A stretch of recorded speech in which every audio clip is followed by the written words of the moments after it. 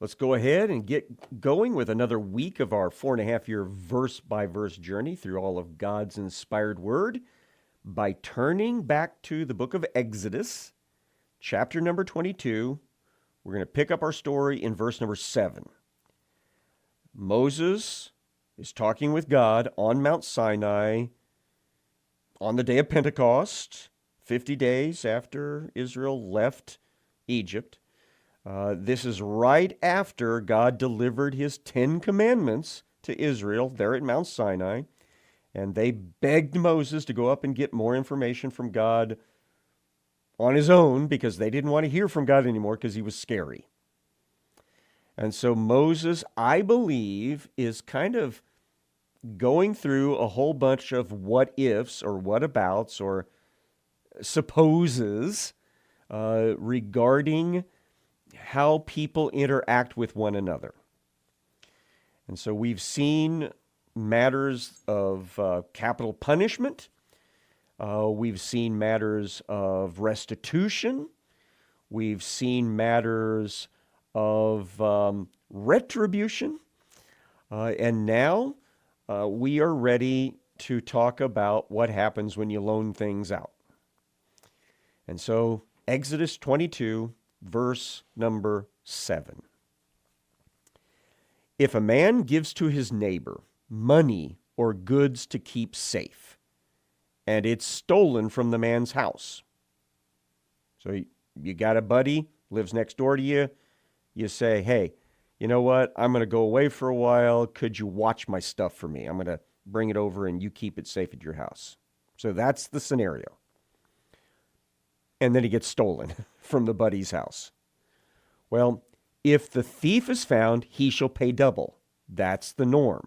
Remember, if he gets busted with the material, he has to give the material back plus an equivalent amount of material. If he doesn't have it, he's already sold it to somebody else, then he's going to end up paying 5 or 4 times as much. But anyway, that should be the resolution of it, right? Because the original owner gets his stuff back plus a little bit of extra. Verse number 8, if the thief is not found, the owner of the house shall come near to God to show whether or not he has put his hand to his neighbor's property. So basically, there is no thief found. And so the man whose house was broken into has to stand before God and swear an oath, I'm not the thief. There really was a break-in. I didn't take my friend's stuff. Verse number 9, for every breach of trust, whether it is for an ox, for a donkey, for a sheep, for a cloak, or any kind of lost thing of which one says, well, this is it. The case of both parties shall come before God. The one whom God condemns shall pay double to his neighbor.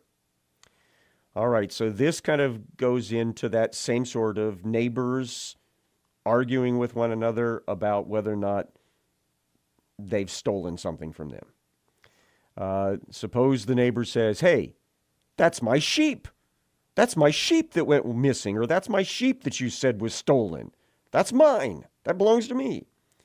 Then what happens is they have to go before God, which means they basically are going to the priests who are acting as judges. And the priests are going to make inquiry to God as to who's in the right, who's in the wrong.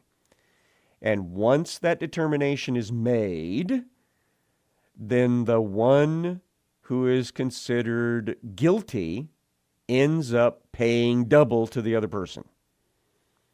And so everybody needs to behave themselves and treat their neighbors fairly. That's the whole point of this. Because if you don't, you may end up paying a lot more. Verse number 10. If a man gives to his neighbor a donkey or an ox or a sheep or any beast to keep safe, and it dies or is injured or it's driven away without anyone seeing it. All right, so now we're back to the scenario that a neighbor has been entrusted with something in this case, it's a living something, and it goes missing. And we don't know where it's at. Verse 11, an oath by the Lord shall be between them both to see whether or not he has put his hand to his neighbor's property. The owner shall accept the oath, and he shall not make restitution. So we're back to the idea of they have to go before God. They have to have the priests engaged who act as judges. And the person has to swear before God, I didn't steal it. I didn't sell it. It just disappeared. I don't know what happened to it. And so the one whose property went missing has to accept that their neighbor is telling the truth before God, because the idea is you don't use God's name in vain, remember. But if it turns out that it was stolen from him, meaning the neighbor really did sell it or was planning on keeping it for himself, if it was stolen from him, he shall make restitution to its owner. And based on the things we've seen before, if he still has it, he has to give it back plus another of equal value.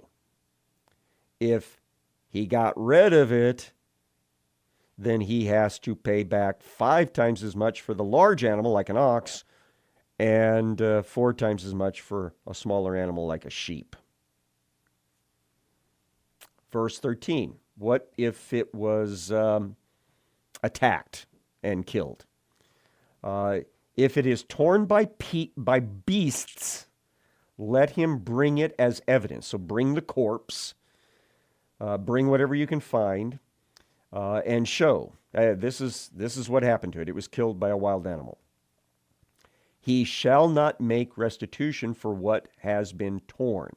So basically, it was an accident.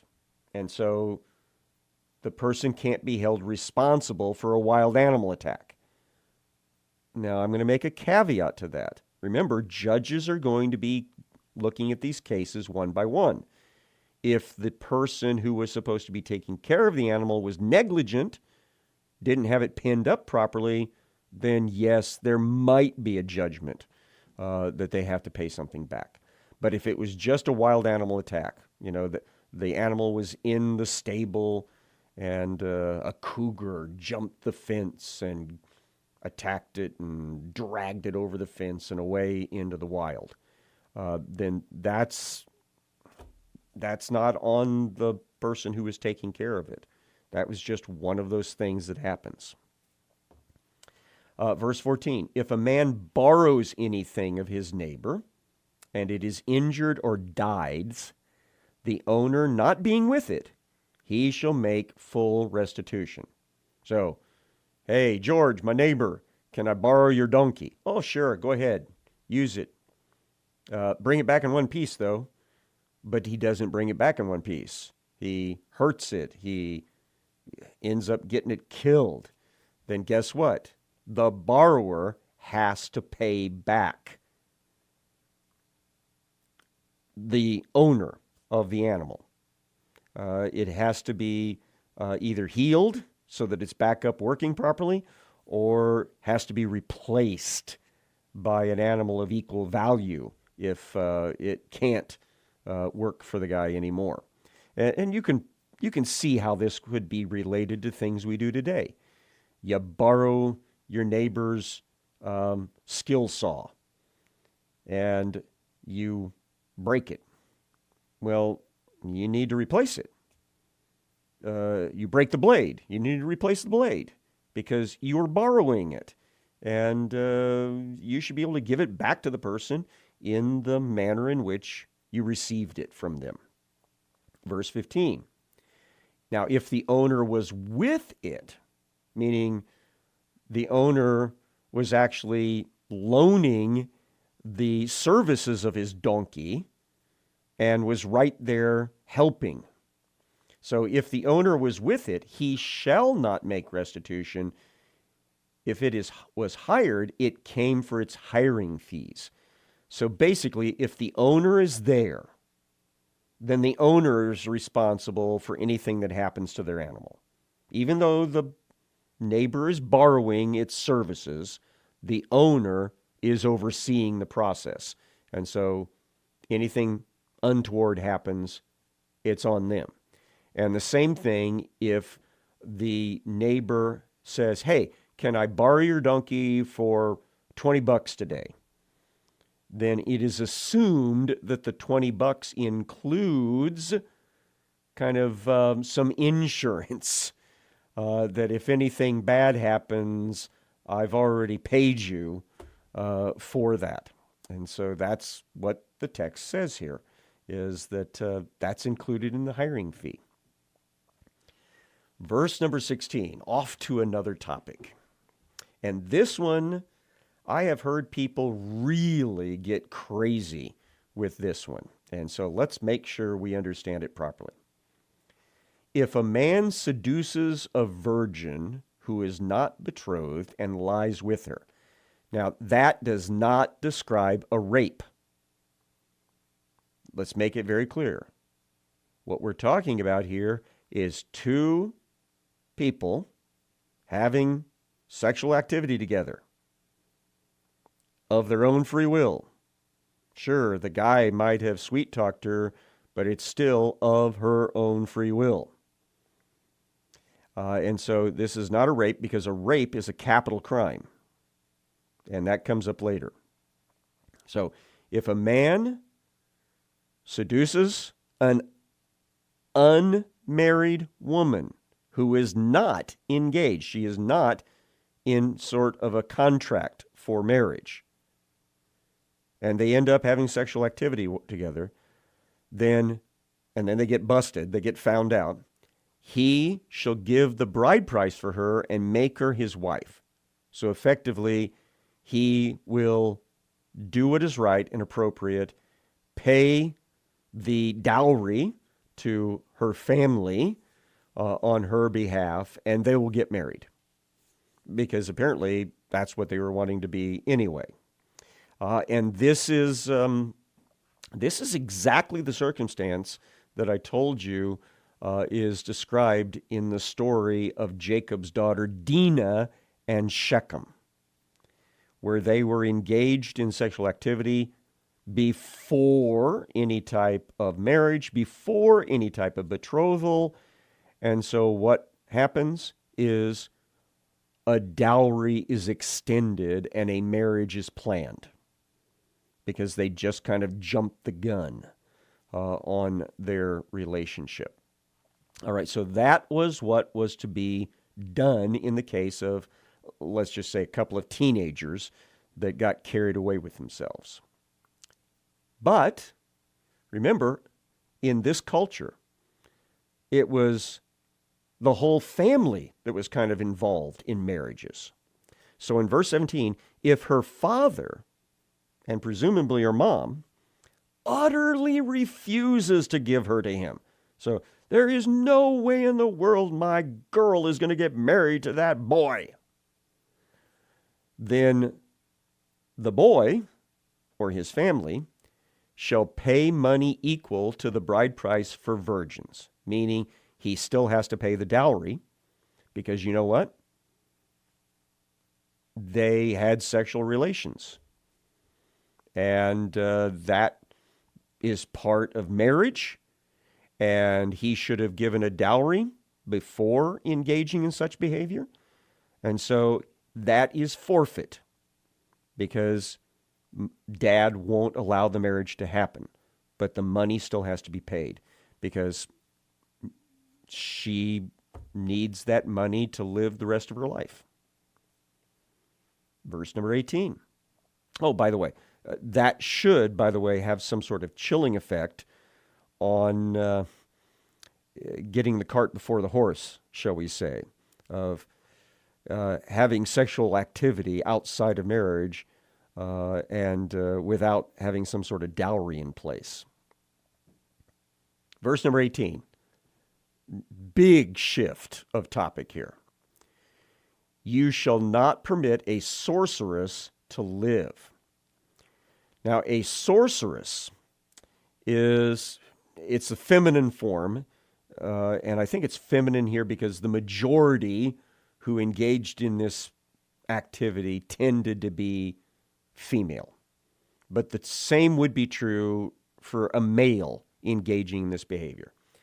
A sorceress is someone who engages in activity intended to pierce the spirit world barrier, to try to get in to the hidden dimension and access information and power that is supposed to be off limits to human beings.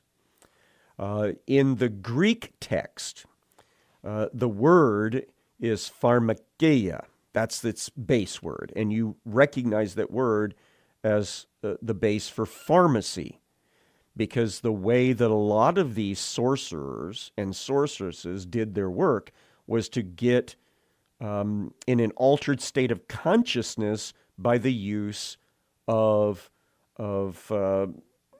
special drugs like magic mushrooms, peyote, marijuana, heroin. Now I'm giving some of the more modern ideas, but you understand the situation. Things that alter the mind and make it more sensitive and accessible to the spirit world. And it's totally inappropriate. Believers are not supposed to be monkeying around in the spirit world. It's a dangerous neighborhood. You never know who you're going to run into out there. That's where the fallen angels live. That's where the demonic forces have their hangouts.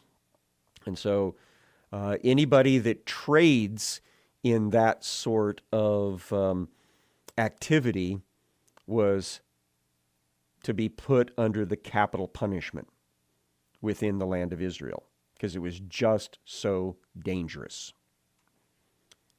Verse number 19. Whoever lies with an animal shall be put to death.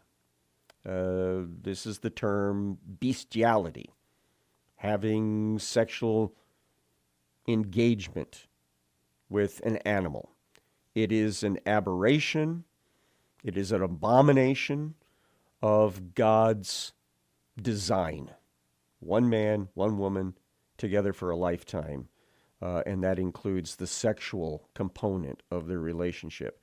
And so, no. Animals, no, no, no, no, no. Not appropriate. And so it also carried a capital punishment in Israel. Verse 20. Whoever sacrifices to any god other than he who is alone shall be devoted to destruction, which is another way of describing capital punishment. Now you remember the Ten Commandments start with, you will not have any other gods beside me. You will not make images of gods and goddesses to bow down to them. You will not take my name in vain, because I'm the only God. And so here is God saying, in my country, in my kingdom, anybody that shows allegiance to a fake God, a fake deity, they're engaging in being a traitor. And so being a traitor carries a capital punishment penalty. Verse 21, on to another topic. You shall not wrong a sojourner or oppress him, for you were sojourners in the land of Egypt. So here's a little reminder that you're supposed to be looking out for the other person. It's not all about you. The Ten Commandments included this idea of respect for other people, respect for human beings being made in the image of God. Well, here's the reminder that just because they're not an Israeli doesn't mean that you can do anything to them that you want. They're still a human being. So they're visiting your country. You still treat them fairly. And if you don't, I will take an account of that. And so I think this is a good reminder for all of us here in our country that even the people who might be here illegally, without documentation, they still need to be treated as human beings. Verse number 22. You shall not mistreat any widow or fatherless child. We're basically talking about people who have little power. People living in a country that's not theirs, they don't have very much power. A widow who's lost her husband, she doesn't have an awful lot of power. Definitely an orphan doesn't have any power. And God says, don't you mistreat the powerless. Verse 23, if you do mistreat them, and they cry out to me, basically saying, why, God? Why is this happening? It's not right. Then I will surely hear their cry, and my wrath will burn, and I will kill you with the sword, and your wives shall become widows, and your children fatherless. Now, instantly we went to a much more generic application here that will show up in later texts, that God basically says, if you guys don't behave yourselves, then I will eventually come down hard on the entire nation. So if you don't have kindness towards sojourners, I'll kick you out of this country into another country. You'll be the sojourner. If you end up abusing widows and orphans, I will let foreign powers come in and attack you, and you'll end up with a whole bunch of widows and orphans in your country. Verse 25. If you lend money to any of my people with you who is poor, you shall not be like a moneylender to him, and you shall not exact interest from him. Now, this gets touched on several different places, so we have no doubt what it means. It means if you are aware of a neighbor, a relative, a friend who has fallen on hard times through no fault of their own, and they need a little assistance, and you've got the wherewithal to help them with that, then you give them that money without interest. Yeah, sure, you can say, hey, pay me back when you get a chance, but you can't make them pay for the use of that money. That's called usury, a fee charged to use someone else's money. And so God says, don't you dare do that to your fellow Israelis. Now, here's another situation you might run into when somebody's on hard times. Verse 26, if ever you take your neighbor's cloak in pledge, meaning your neighbor owes you some money and they're working on paying it back. And so they give you something of value in order to make it clear that they intend to pay you back. Then if the only thing they had to give you is the clothes off their back, meaning their cloak, which is basically their outer layer of clothing. Think of like a jacket or a big bulky coat. Okay? So if you ever take your neighbor's cloak in a pledge, you shall return it to him before the sun goes down. So every day he's working for you.